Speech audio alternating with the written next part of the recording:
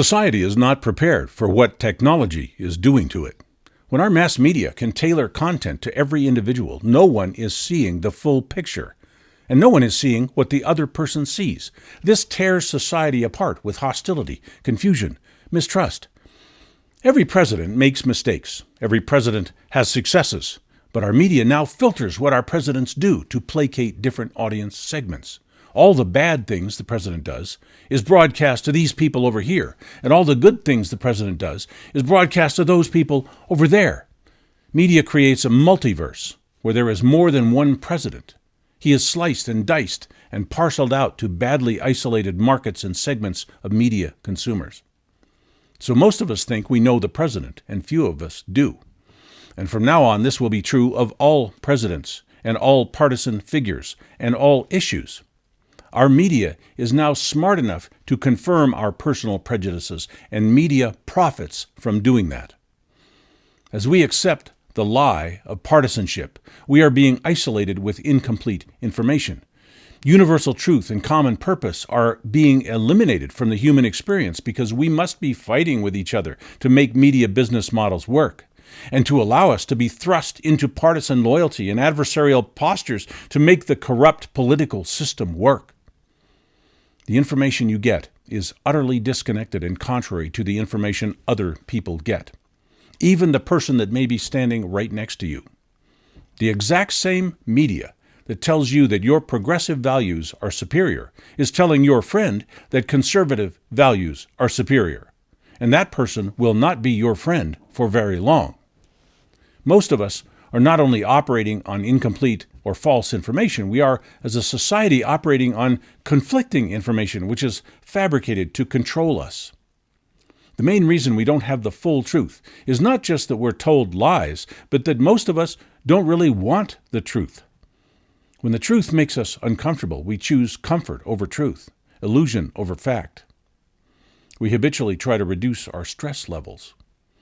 We can only handle so much cognitive dissonance. Then we look for dark, quiet holes where we feel safe.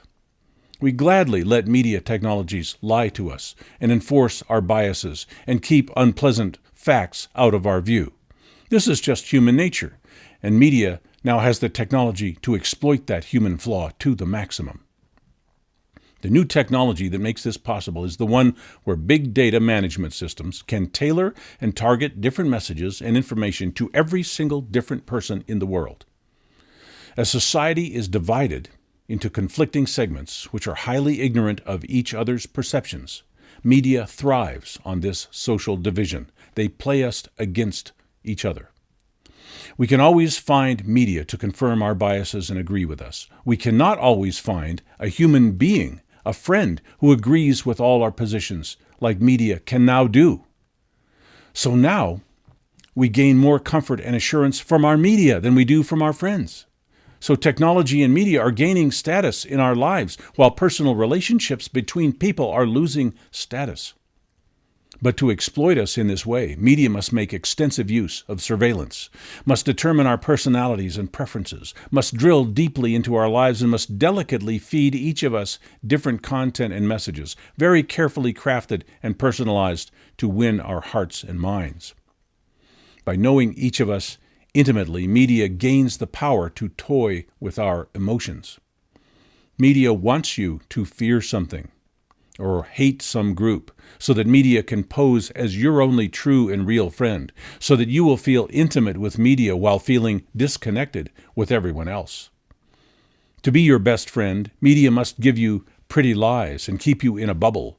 Just as a celebrity or executive wants an entourage of yes men, all of us can now have our yes man. It's our cell phone or browser.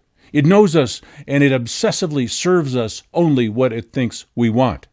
The media handles us exactly how the sociopath will gaslight a friend, a spouse, or a younger sibling, to make her feel like no one understands and loves her except that one special friend.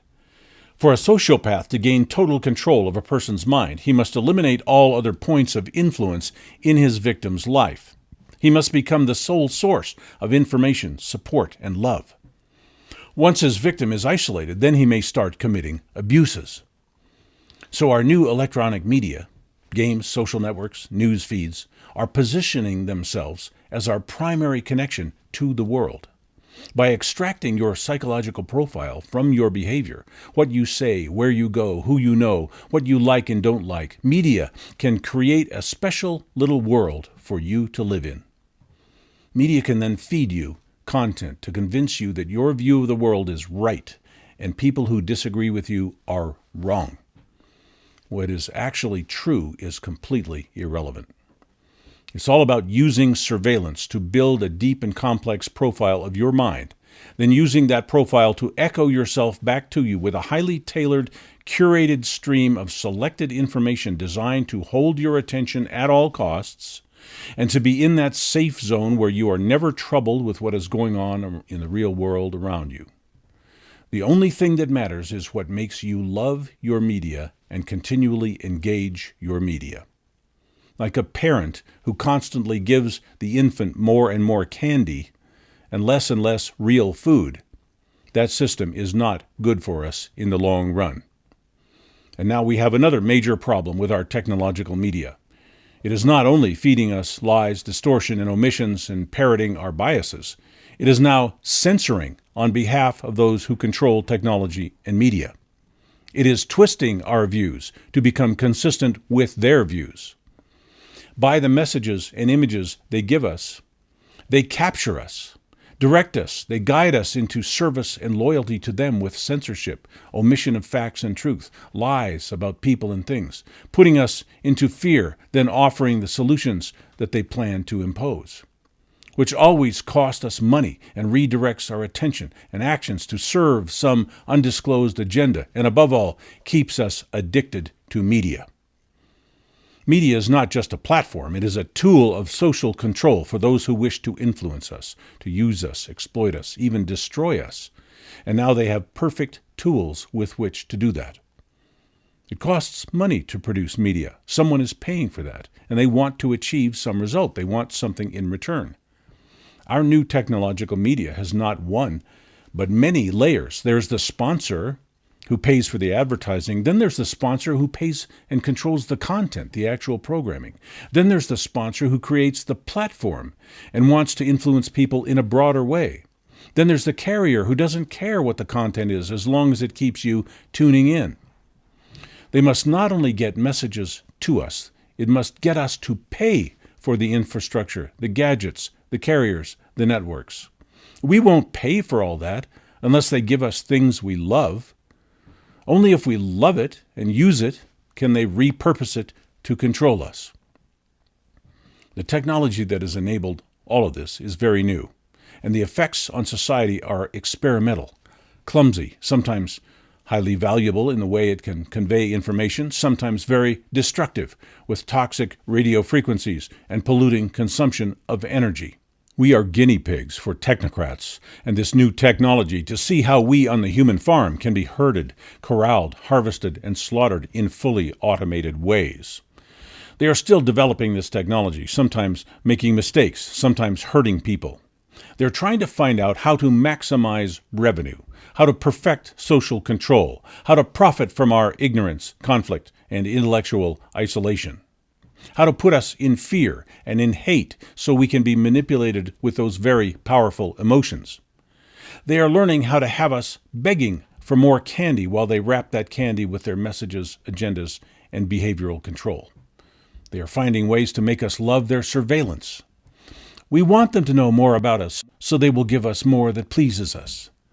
They want us on their leash, and if they do it right, we want to be guided by that leash.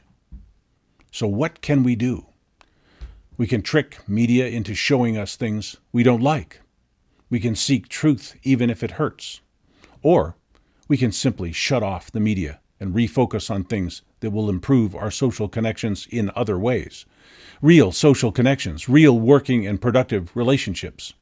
We can create enterprise and take control of our destiny rather than drift aimlessly in an ocean of media manipulation. It takes a certain level of maturity to recognize that some of the things we like are not good for us. Young people are especially vulnerable to media manipulation and media addiction. Sometimes it's hard to recognize how media has become a parasite, a poison.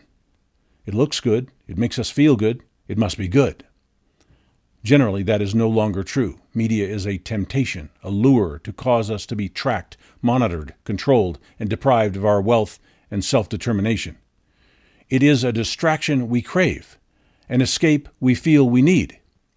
Technology is working hard to learn how to manage us, so we must learn how to manage media in our lives, so media does not become the driver of our lives. We must hold media to high standards of truth, objectivity, utility, and value. We must know that we are being played, and we must find ways to prevent that, or at least be aware of how it is being done. We must question everything. We must stay conscious, alert, and critical, because with today's technology, when we relax, we are being taken over, invaded, redirected, used, depleted, damaged. Media is hypnotic, and under hypnosis, you are not exercising free will or critical thinking. Under hypnosis, you are going wherever the hypnotist wants to take you. We must ask ourselves, am I in control of this, or is someone else? Is this improving my life? Is this making me hate? Is this causing me fear? Do I need this? Is this really worthwhile, or is it just pacifying me? As media becomes better at capturing us, we must become better at escaping and maintaining control of our own lives. This technology is highly advanced and getting more so every day.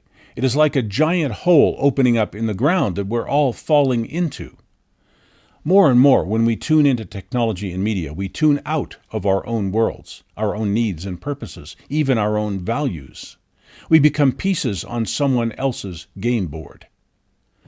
To stay conscious in our use of technology, we must ask, are we seeking guidance, reassurance, and comfort from our technology and media? Or are we really imagining, planning, and creating better lives for ourselves? Are we generating our own creative thoughts, or are our thoughts being externally guided? The only way we have any control over what our lives become is to imagine that for ourselves and make our own plans to cause what we imagine to become reality. Imagining our futures and how to effectively manage our lives is not something we can do while consuming media messages. We have to turn it off. Thank you for watching and sharing Jerry Day's videos. If you're prepping or planning to put up some emergency food for long-term storage, please go to preparewithjerry.com, where you'll find top-quality food storage packages and kits to get you and your family through whatever ups and downs may be coming.